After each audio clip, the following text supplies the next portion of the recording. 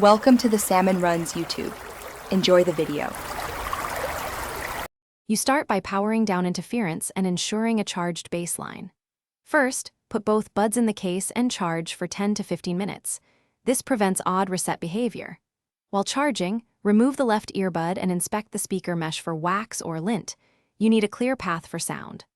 Once done, on your phone or laptop, forget the Jabra Elite 65T in Bluetooth settings, so the next steps re-establish a fresh connection.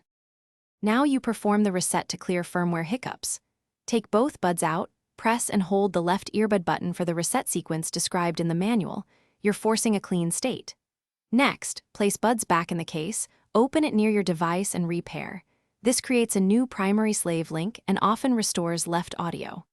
After connecting, open the Jabra Sound Plus app to confirm firmware is current and to verify stereo balance so the left channel is active.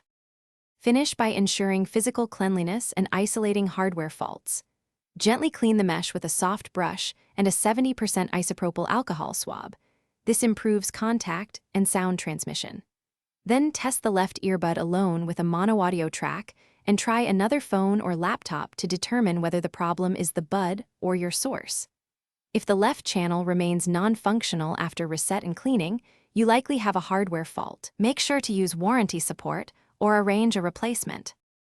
Thanks for watching. Consider subscribing if we helped you.